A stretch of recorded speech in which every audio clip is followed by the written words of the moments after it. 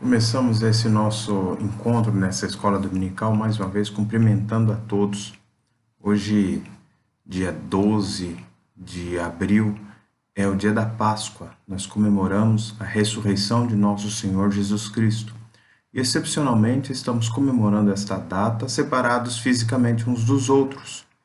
Daí a importância que eu quero reiterar sempre de que cada um de nós mantenhamos este vínculo assistindo às mensagens que estão sendo colocadas semanalmente no YouTube, no nosso canal e compartilhada nos nossos canais de comunicação. Se você ainda não se inscreveu em nosso canal no YouTube, faça isso agora mesmo, acompanhe as nossas mensagens, não se isole nesses momentos em que o confinamento físico se faz necessário, mas ainda podemos manter o vínculo que vimos aqui fazendo por meio dos vídeos que estão sendo divulgados e por meio também da interação nos nossos grupos de WhatsApp da Igreja Presbiteriana de Paraguaçu Paulista.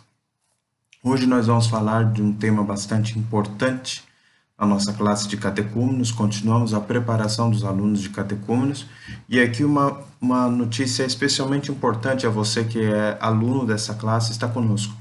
Ao final do confinamento, se nós não tivermos terminado o nosso livro, eu vou continuar as aulas de onde pararmos.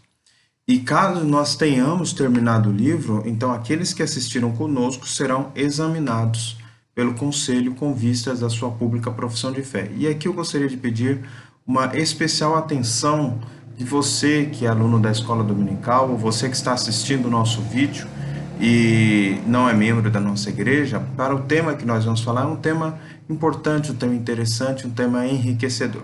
Nós vamos tratar especificamente sobre a Páscoa, a mensagem que será colocada no domingo de noite.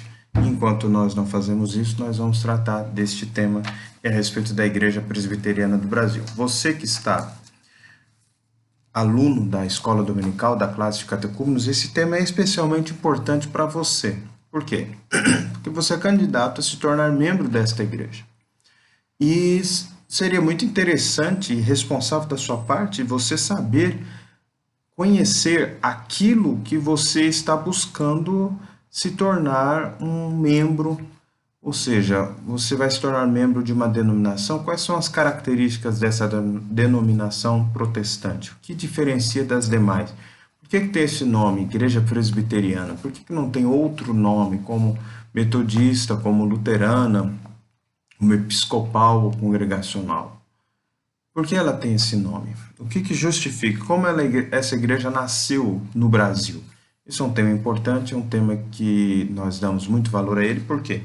Porque se você é candidato a se tornar membro da igreja, você tem que saber para qual igreja, de que tipo, o que acontece que você está indo. Nós começamos essa nossa aula descrevendo ou tentando definir o conceito de igreja. Igreja, do grego eklésia, significa assembleia, assembleia de pessoas. Mas simplesmente o conceito etimológico é insuficiente para descrever aquilo que é tratado com tanta riqueza no Novo Testamento.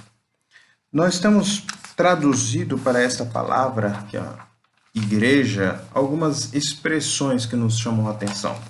Vamos ler algumas. Atos 11, 22.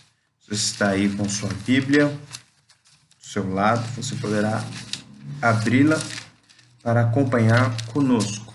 Se tiver algum problema, uma dificuldade na velocidade de achar o texto, você também pode pausar o vídeo, procurar o texto e aí você continua. Atos 11, 22. A notícia a respeito deles chegou aos ouvidos da igreja que estava em Jerusalém, e enviaram Barnabé até a Antioquia. Lá em Atos 13, 1, havia na igreja de Antioquia profetas e mestres, e aí cita o nome das pessoas que eram profetas e mestres nessa igreja.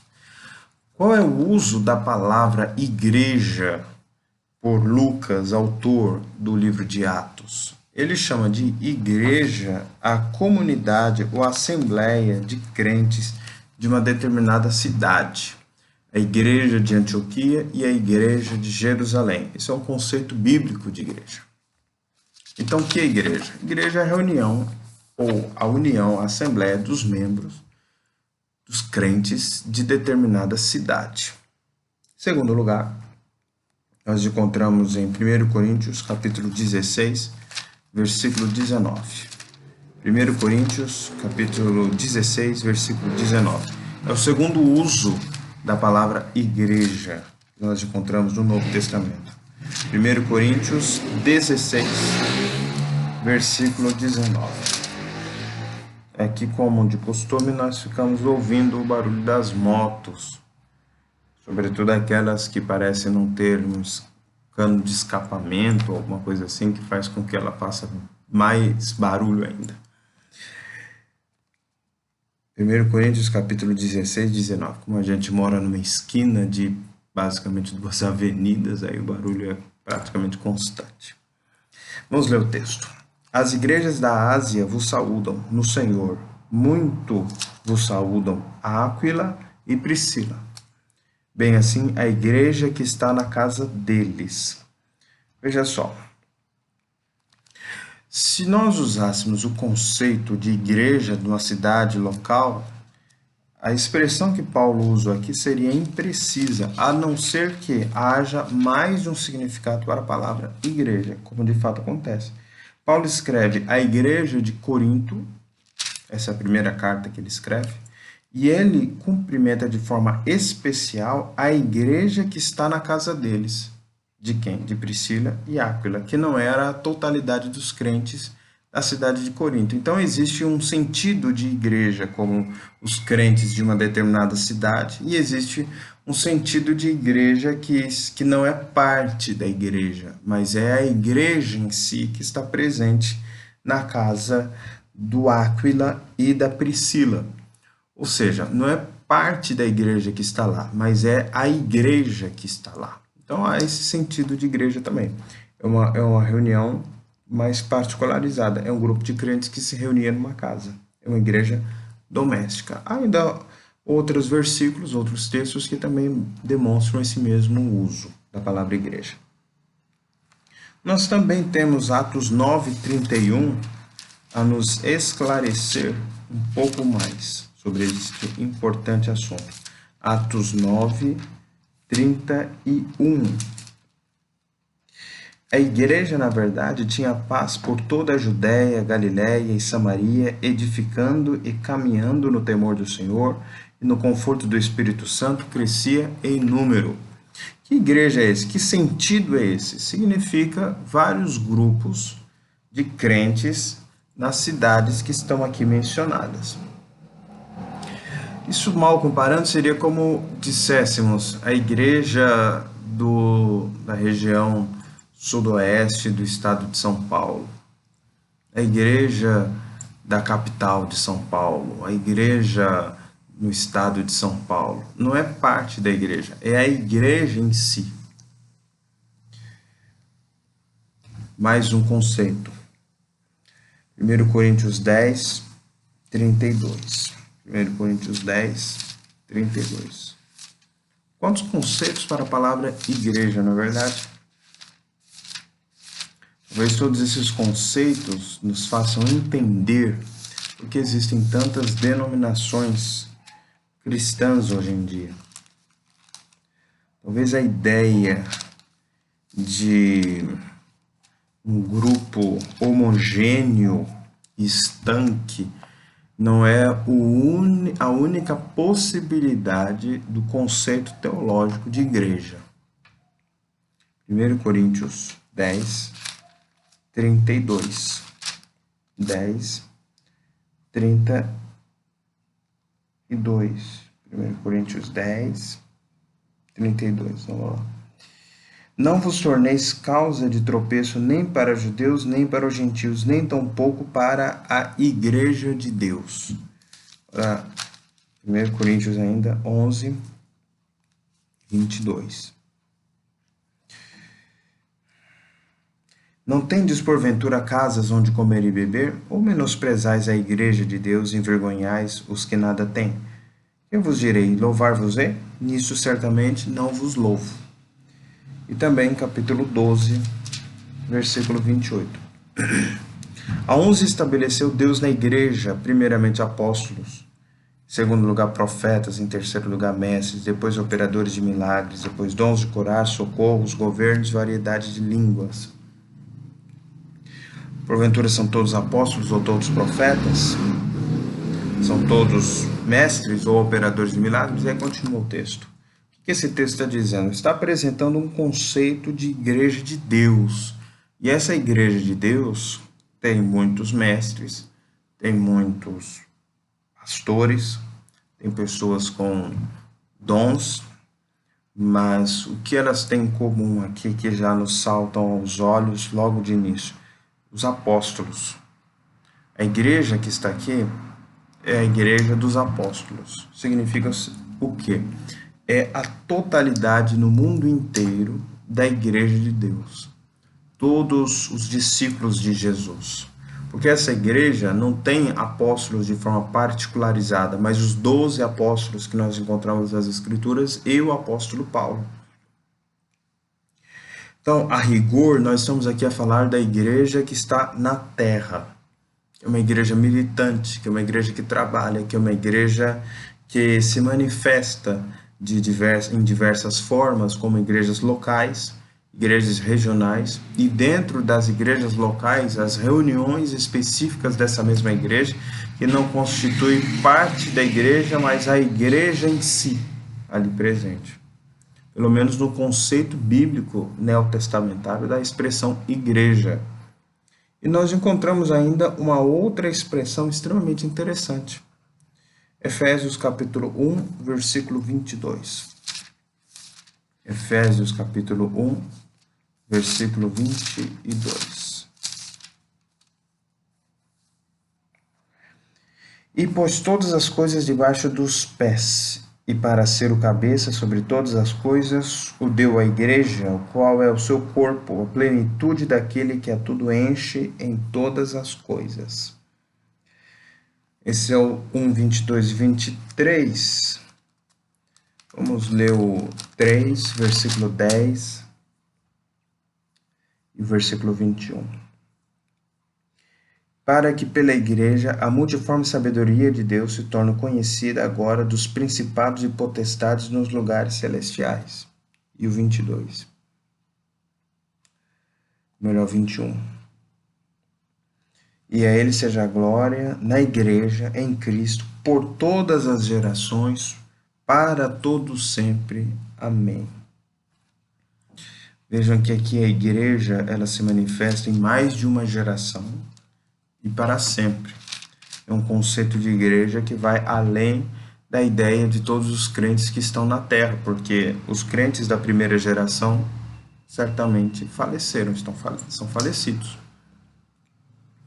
Capítulo 5, versículo 23 a 32, também de Efésios. Efésios 5, 23 a 32. Porque o marido é o cabeça da mulher, como também Cristo é o cabeça da igreja, sendo este mesmo Salvador do corpo. Quando nós estamos a falar, e eu vou aqui me ater só neste versículo, os irmãos poderão ler até o versículo 32. Cristo salvou a igreja. Cristo apresentará a igreja a si mesmo. De que igreja ele está falando?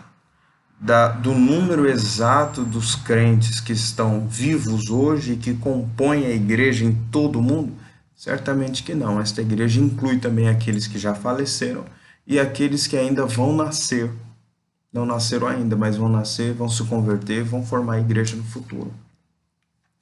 O que quer dizer, portanto, igreja como corpo de Cristo? Significa a igreja de todos os tempos, de todas as eras, o corpo de Cristo. Ela não é apenas aqueles que estão nascidos hoje, vivendo hoje, como conceito anterior, mas são também aqueles que ainda não nasceram, que existem ainda no decreto de Deus apenas e não na história, não são nem nascidos ainda, e aqueles também que já nasceram e já faleceram.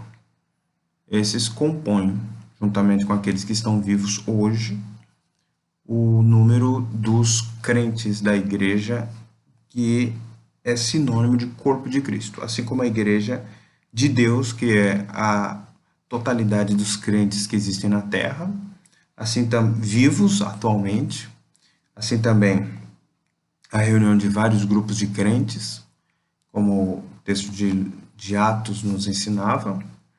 Assim também é uma igreja doméstica dentro de uma cidade e uma igreja que faz a totalidade daquela cidade. Esse é um conceito de igreja, um conceito plural, alguns sentidos diversos da forma como os autores do Novo Testamento usam essa expressão. Agora, tratando mais particularmente da Igreja Presbiteriana do Brasil, nós já falamos um pouco da Reforma Protestante no nosso último encontro, e agora nós vamos falar especificamente da Igreja Reformada, que encontra a sua expressão na Igreja Presbiteriana do Brasil. Ela houve alguns antecedentes históricos. O primeiro data de 1557, na invasão francesa, constituindo a colônia francesa na Guanabara, no estado do Rio de Janeiro.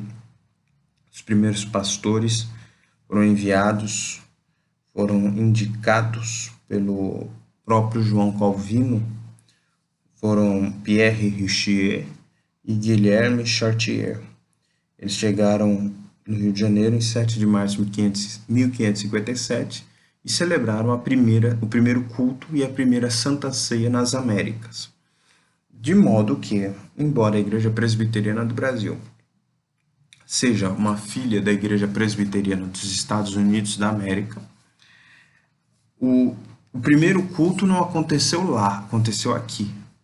A primeira e única confissão de fé das Américas não foi redigida lá, foi redigida aqui, na Guanabara, estado do Rio de Janeiro. A primeira Santa Ceia não foi ministrada lá nas 13 colônias norte-americanas, foi ministrada aqui no Rio de Janeiro, no dia 10 de março de 1557. Porém, essa invasão francesa não logrou êxito. Os franceses foram expulsos e mesmo antes disso, Villegagnon mudou de lado e passou a perseguir os evangélicos que ele mesmo convidara para vir para o Brasil. A segunda tentativa data de 1624, a invasão holandesa em Salvador, na Bahia, e depois com sua expulsão da Bahia, foram em 1630 para o Pernambuco, principalmente o Pernambuco. E assim a Igreja Reformada que é presbiteriana, foi a igreja oficial daquela colônia holandesa no Brasil. Os irmãos sabem, já estudaram história, em 1654, os holandeses foram expulsos do Brasil pelas tropas portuguesas e assim encerrou-se o trabalho evangélico, o trabalho presbiteriano no Brasil. Então foram dois grandes antecedentes. A terceira tentativa de implantar o Evangelho no Brasil, por meio da Igreja Presbiteriana, data de 12 de agosto de 1859, quando o reverendo Ashbel Green Simonton veio ao Brasil pregar aos brasileiros. Não foi, portanto, uma colônia francesa com seus pastores, ou uma colônia holandesa com seus pastores, ou uma colônia britânica com seus pastores anglicanos ou episcopais, ou uma colônia luterana alemã com seus pastores luteranos, mas foi um missionário vindo ao Brasil para pregar para os brasileiros. Pois bem, 22 de abril de 1860 foi dirigido o primeiro trabalho em português por Simonton, e o primeiro brasileiro a se tornar membro da Igreja Presbiteriana foi o senhor Serafim Pinto Ribeiro, que foi recebido por pública profissão de fé e batismo em 22 de junho de 1862. Em seguida chegou Alexander Blackford. O reverendo Alexander Blackford foi o segundo pastor presbiteriano dessa leva, e o terceiro missionário era um alemão naturalizado norte-americano chamado Francis Schneider. O reverendo Francis Schneider chegou ao Brasil em 7 de dezembro de 1861. Rapidamente as igrejas foram constituídas, até porque naquela época, diferentemente de hoje, onde hoje para organizar uma igreja local, uma igreja presbiteriana, é necessário a constituição de sua liderança, do conselho da igreja, a eleição dos presbíteros.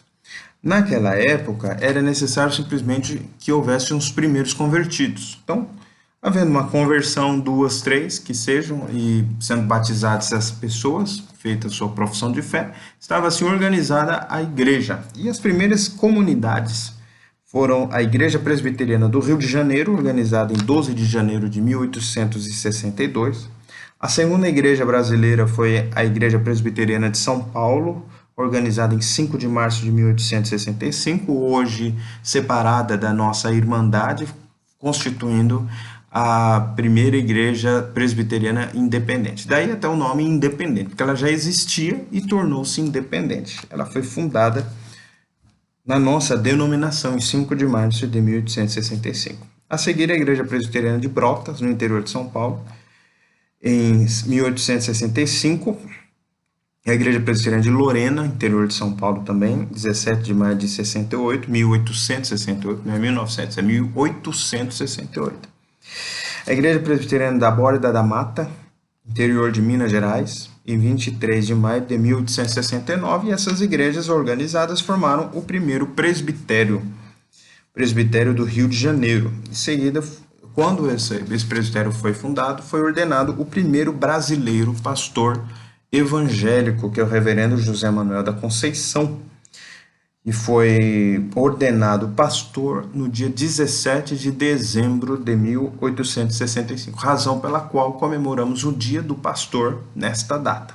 É o primeiro brasileiro a ser ordenado ministro do Evangelho. Ele era padre, converteu-se ao Evangelho, tornou-se presbiteriano e tornou-se pastor presbiteriano. A seguir foi formado o segundo presbitério, o presbitério de São Paulo, e o primeiro sínodo foi organizado em 1888, ainda afiliado à igreja, todos esses presbitérios, sínodos todos afiliados à Igreja Presbiteriana dos Estados Unidos. Era uma parte da Igreja dos Estados Unidos, aqui no Brasil. No dia 7 de janeiro de 1909, foi organizada a Assembleia Geral. Então, só a título de curiosidade, a Assembleia de Deus, que é uma denominação pentecostal, a primeira denominação pentecostal no Brasil, ela foi fundada entre 1910 e 1911. Nessa época, um ano anterior, foi organizado o Supremo Concílio da Igreja Presbiteriana do Brasil. E a partir de 1937 passou a ser chamado de Supremo Concílio. Até lá era chamado de Assembleia Geral, como me parece ainda é chamada a Assembleia Supremo Concílio norte-americano. Aqui eu vou abrir um parênteses, a Igreja Presbiteriana dos Estados Unidos também se dividiu, assim como a nossa, foi criado no Brasil a Igreja Presbiteriana Independente, e nos Estados Unidos a Igreja Presbiteriana se dividiu em Igreja do Norte e Igreja do Sul, em especial em razão da Guerra da Secessão. Depois disso, outras igrejas presbiterianas vieram a existir, mas essas duas, a PCA, que é a do Sul, e a PCUSA, que é a do Norte, elas são as maiores denominações presbiterianas ainda lá nos Estados Unidos da América. Qual que é o nosso sistema doutrinário? Aquele que é sistematizado e exposto na Confissão de Fé de Westminster, no Catecismo Maior e o Catecismo Breve ou Menor de Westminster. Convido você a dar uma lida na Bíblia de Genebra, você pode encontrar de forma gratuita também na internet. Confissão de Fé de Westminster e o Catecismo Maior e o Breve Catecismo de Westminster. Pois bem, algumas características dessa doutrina. A primeira é que ela é, na sua teologia sistemática, calvinista. E na sua teologia bíblica, ela é aliancista, para usar um termo bastante contemporâneo. Tem algumas características que distanciam dos evangélicos majoritários no Brasil, que são, no nosso país, de linha pentecostal e neopentecostal. Então, acaba se distanciando um pouco das práticas pentecostais e das práticas neopentecostais. Daí, nós vamos falar sobre isso ainda em breve, a questão do batismo, nossa forma de batizar é por aspersão, nós batizamos crianças, nós que mais nós fazemos que distancia um dos outros? Nosso culto é um culto chamado tradicional. Na verdade, isso é um pouco relativizado hoje em dia, porque não sei se é tão... O conceito de tradicional também não sei se é o mesmo de antigamente. Mas aí são algumas coisas diferentes que nós temos. Os nossos ministros são chamados de reverendo, e isso nos aproxima um pouco mais das denominações protestantes históricas e nos afasta um pouco das igrejas pentecostais e neopentecostais. O nome da igreja, Igreja Presbiteriana, é em razão do seu governo. O governo da igreja é o governo dos presbíteros. Às vezes, irmãos vindos de outra denominação estranham um pouquinho disso. Por quê? Porque o pastor, o pastor da igreja, ele é um presbítero também. Ele é chamado de presbítero docente, significa que ele é um presbítero que tem a função de ensinar. Mas ele é presbítero junto com os presbíteros regentes, que são os leigos. Me permitam usar, não é tecnicamente correto essa diferenciação entre leigo e docente, mas é simplesmente para a gente conseguir entender. São aqueles membros da igreja que são eleitos pelo povo para um mandato de 5 anos, para, juntamente com o presbítero docente, que é o ministro, formarem o governo administrativo e jurisdicional do ponto de vista disciplinar da igreja local. Se eu não estiver sendo suficientemente claro, você pode mandar um WhatsApp para mim, você pode deixar um comentário, nós vamos responder esse comentário oportunamente. Pois bem, o concílio local da igreja local é o conselho da igreja. O pastor é o presidente, os presbíteros são os membros do concílio. Tomam as decisões do governo da igreja. São decisões que primam pelo princípio da colegialidade, ou seja, as decisões são tomadas em conjunto, não são tomadas de forma isolada por qualquer dos presbíteros ou também por mim. Nós temos também os conselhos, eles se reúnem para formar o presbitério, que é uma assembleia de pastores e de conselhos. O presbitério tem como função principal supervisionar o trabalho dos pastores e dos conselhos. Cada igreja, cada conselho envia um representante presbítero para compor, juntamente com os pastores de determinada região bem menor, a formação de seu presbitério. Pois bem, o presbitério ele se faz representar em outros 2 concílios, com funções totalmente distintas, o Sínodo e o Supremo Concílio.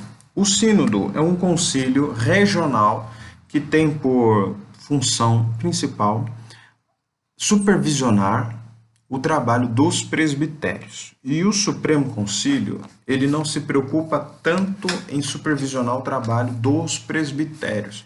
Ele tem como funções precípuas ou principais formular os sistemas de doutrina e prática da Igreja Presbiteriana do Brasil, estabelecer as regras de governo e a disciplina e a liturgia da Igreja e supervisionar o trabalho dos sínodos, que supervisionam o trabalho dos presbitérios. Cada um dos concílios tem uma função administrativa e uma função judiciária. Ele administra e ele julga as faltas disciplinares dos jurisdicionados. Assim, por exemplo, nós temos o conselho, ele jurisdiciona os membros da igreja, à exceção do ministro, que é jurisdicionado pelo presbitério. De modo que se eventualmente um ministro se encontrar em alguma falta que for necessário uma disciplina, ele será julgado pelo presbitério. Se eventualmente um presbítero ele comete alguma falta, ele será julgado e processado perante o conselho, e não perante o presbitério. Assim também os membros da igreja, os diáconos, sendo oficial ou não oficial da igreja. Uma das características da nossa denominação é o direito e o respeito à defesa dos acusados. Antes da Constituição de 1988, Constituição da República Federativa do Brasil, a nossa Constituição da Igreja, que data de 1950, e o Código de Disciplina de 51 já previa dois direitos que são marcas do sistema democrático: direito à defesa, e se a pessoa não quiser se defender, o tribunal nomeia um defensor dativo, e se não puder ou não quiser, e o direito ao recurso. O apenado, o condenado, ele pode recorrer da decisão perante o concílio superior. Ou seja, uma pessoa condenada pelo conselho, ele pode recorrer ao presbitério. Ele não pode recorrer à Assembleia, porque a Assembleia não tem função jurisdicional nenhuma, apenas função administrativa. Mas o presbitério tem a função de tribunal de recurso do conselho. E do conselho, do presbitério ao Tribunal de Recursos do Sínodo, e do Tribunal de Recursos do Sínodo ao Tribunal de Recursos do Supremo Concílio. Considerando que não apenas pessoas podem ser disciplinadas, mas também conselhos, presbitérios e sínodos também podem ser disciplinados. Acho que essas são as principais marcas da nossa denominação. Eu espero que essa aula tenha sido útil, espero que não tenha sido maçante, embora a gente assim saiba que quem está chegando na igreja é bom que saiba onde você está entrando, para que você entre de fato com convicção e saiba quais são as nossas marcas. Você que está aí conosco, você vai responder para mim algumas perguntas, aluno de escola dominical. E se você sabe de algum aluno de escola dominical da classe de catecúmenos que não está assistindo, não está respondendo nada, você orienta. Você fala: ó, o pastor botou lá uns deveres para vocês fazerem, vocês vão ter que fazer. Vocês vão tirar um print ou simplesmente vai me relatar que fez o dever.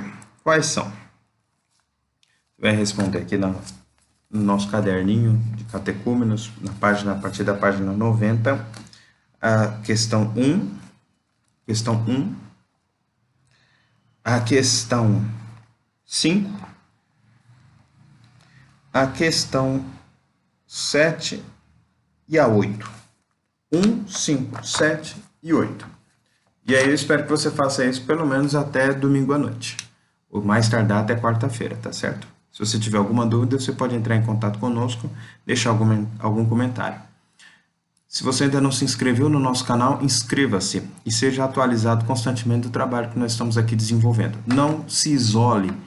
O isolamento físico é necessário, mas o isolamento espiritual e o isolamento da comunhão não é essencial. Pelo contrário, você deve evitá-lo, você deve buscar a comunhão.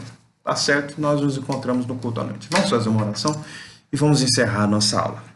Senhor, nós te agradecemos este momento de estudo da Tua Palavra. Nós te pedimos que Tu continues a abençoar Teu povo, abençoar Tua igreja, que está confinada em suas casas, enfrentando essa pandemia grave, que tem trazido tantas mortes e tanta tristeza pelo mundo afora. Nós te pedimos, ó Deus, livramento dela. Nós te pedimos, ó Deus, que cesse este mal e que possamos retornar, ó Senhor, às reuniões da Tua igreja, as nossas atividades costumeiras. Nós te pedimos essas Tuas bênçãos em nome de Jesus. Amém. Amém. Deus te abençoe.